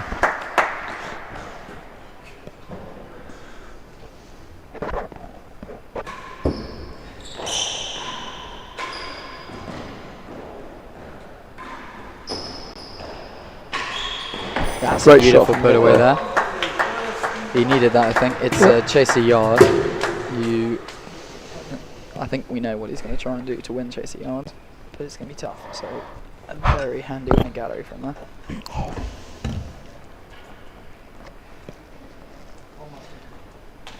That's the Camden Riviere effect. Receives advantage, Western 1. So Nick holding on well here. He's won Here's bit, if he he's can- beat a few game points on this game, and he now has one of his own. Oh. He's going to have a chance on a bobble.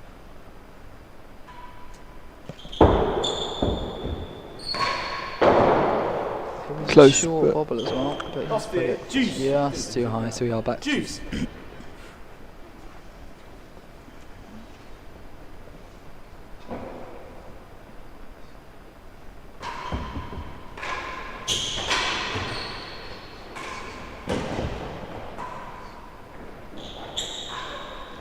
Second gallery, juice. I'm not sure I've seen many people rotate so deliberately on their backhand shots as Nicky Howell. Oh, it's unlucky. It's a good effort. Flying into that grill corner, couldn't quite get a racket on it. So, game point Riviere this time, and it's Chaser's second. You're absolutely right, he's getting a lot of upper body rotation Yeah. as he goes into that. He's always been very deliberate and very powerful with that forearm. There you go, great example. Yeah. Into the second gallery. Receiver's advantage, chase the second gallery.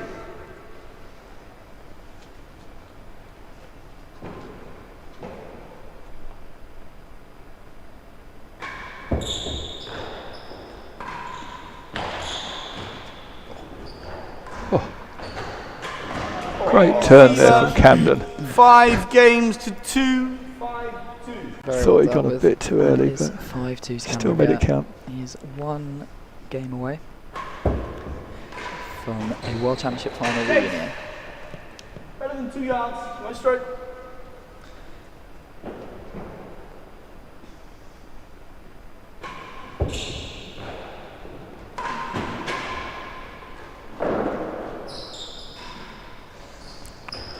Trademark shot from Camden there. Bounce into the last gallery. Spinning it out. So, as this game drifts a little closer towards conclusion, how do you think John will be feeling about a match-up with Camden in the final?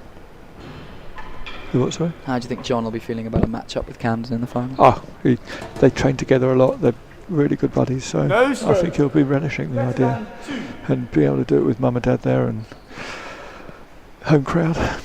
Even though he lives in America, he's got a lot of friends here, so yeah, Here we go. he'll be well up for it.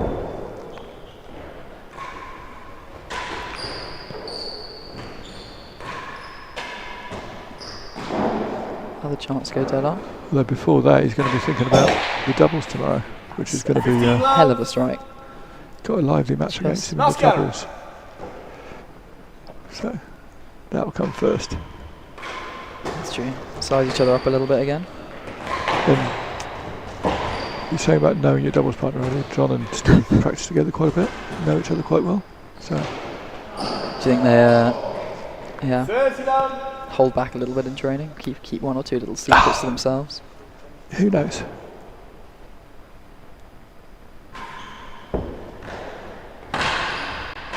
That's well back by Nicky. Just out is a comment from Camden there. Very good return from Nicky. Right up Camden did against say the to me yesterday that he's been helping 15-30. John make his game better and build him up, and he says he's possibly done slightly too good a job. He's built his nemesis. Oh, that's nice. That's clever That's stuff. back well as well. Draw. End of the real tennis match, start of the rackets match. So there's not so much there again. Something Rob used to do a lot of, the boasting. Power boasts into all sorts of positions on the court.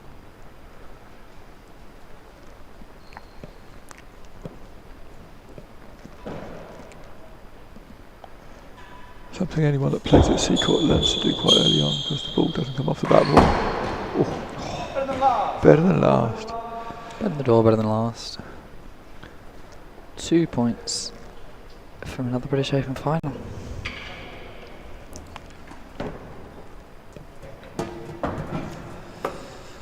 Camden, of course, winning here on multiple occasions. 2014, 2016, 2017, 2019 and 2022. What's this? These are the British Open championships that Camden's won. Looking to add to his 2022 crown once more. Nice job. That's a great volley from Nicky. Fantastic volley from Nicky. Yeah, I know most of them. Better than the last gallery. So in the 2011 final, Rob finally got it on the 13th match point against Britain. 13. And for a speech at the end, he actually knew that fact.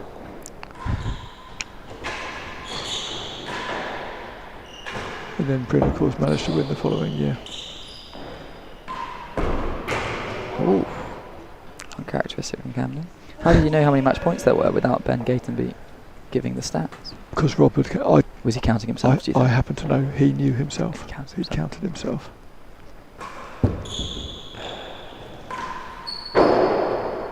Chance for Nicky. Yeah, Nice. well played. Well played. Saw Camden move to the winning gallery. Just chips it under the grill. So it's 3 games to 5. Rested himself back into the set again. He's not giving up lightly, is he?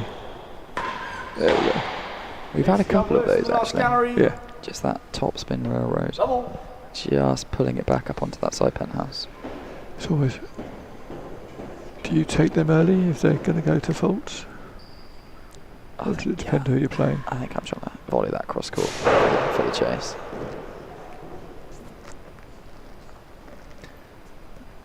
If you're asked where you wanted to hit a cut volley from, you'd say as far up the court as you can. So I think you've got to take the opportunity when you can. And you never know what the second serve's going to be like. Exactly. So it could be like that.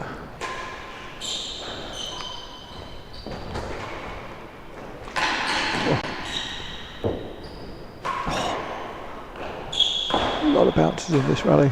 Both players called out. Kill chance. See, no, it's not. Couldn't risk it. Didn't risk it. Well, yeah, you mentioned that you don't know what the second serve's going to do. I mean, Camden, it's worth noting, serves a lot of first serve bobbles. So, quite frankly, his second serve doubles. just as tight. Tim and Rob both do it. So it's interesting. Nick didn't go for the both then, because that would have put it straight onto Cam's forehand with Nick out of position. So that's probably a fairly good shout leaving that one. I think he was probably also aware that he'd already conceded a chase.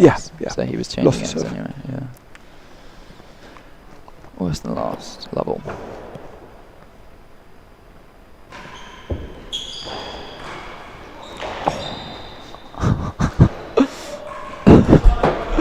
Oh, he's missed it. Top spin all over the place. Camden's volleyed it over his head. Nicky's done a jumping backhand, but he's just found the second instead of the last. Oh, That's a great serve. Very tight. 30 love. Camden is 2 points away.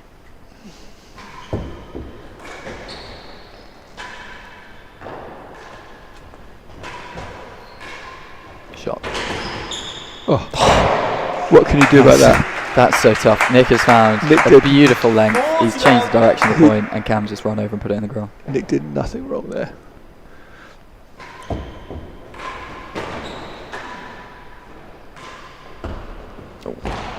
Oh, couldn't leave it. Interesting. Yeah, that's not a million miles away from the one Nicky went to leave. Still match point.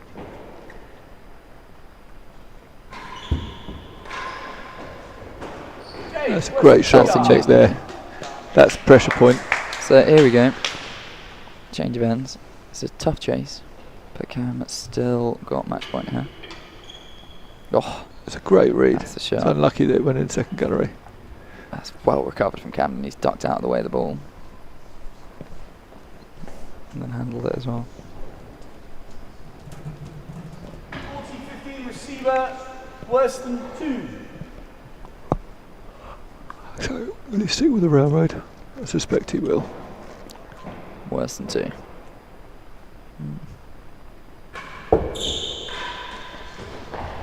Chase off. Trace off. 40-15. Good marking Chase there. off, We're well sitting marked, right on top well of this. marked, It was absolutely spot on. 40-15. Match point once more.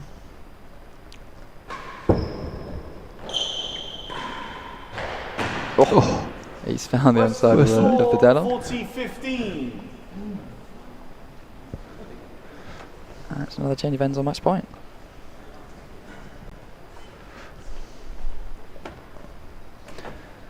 So, assuming against the unlikeliest of comebacks, what are you reckoning the score's going to be on Worse Monday? than the door. You got a prediction for Lumley Riviere? so what was that? You got a prediction for Lumley Riviere? On this court, I don't know. There it is indeed. It is Lumley Riviere. It's 6-5, 6-2, 6-3 to T&RA Riviere. A very good match, really. The first set, Nicky will look back at that first set and perhaps have a couple of regrets because he had set point there. Camden only had that one patch for the end of the first set until halfway through the second set. And just like to say thank you to the media team here, Ben and his crew. Illustrated by another fantastic close-up shot there, Neil versus As always, Neil yep. and Camden. So fantastic work from Ben. Excellent performance. Now we're going to get the stats, I think, from the Let's match. see what it says. Yeah. So despite Nick, you'd probably say hitting Not the ball much. harder. As you said, yeah, Camden finding a few more dead-ons, a few Yeah. more grills. And it does show on the. Although the chase's laid percentage is quite high for Camden. Normally it's down in under 20%. That really is For the the longer rallies. The serves 1%, 61%. Yeah. That's higher, I think. Yeah. Than, I mean, aside from a couple of the walkover matches, sort of early on in the tournament, I think that's Points far and away virtually equal. I thought Camden had dominated a bit more, but not the case. Only 2 in it. But points 1 is the key there. 1 hour and 51 minutes. Camden Riviere wins the semi-final straight set. So it is John Lumley versus Camden Riviere in the singles final. So thank you very then much. Tomorrow we have the 2 doubles semi-finals. Are you back to watch those? 2 o'clock and I am. Excellent. 2 o'clock and 4 o'clock. So we will join you again then. That'd be fantastic. Thanks so much for joining us. Thank you once again to Ben. Thank you for an excellent days of tennis. So a reminder, we had John Lumley come through an absolute thriller in 5 sets against Bryn Sayers earlier. And Camden Riviere has just won against Nicky Howell. Slightly delayed start to the day with court sweating, but finished by 9:30. Given this tournament, that's not too bad, and Ben will be glad he's at home before midnight. So thank you once again, and look forward to you joining us tomorrow for the doubles. See you all tomorrow at 2. Thanks, Ben.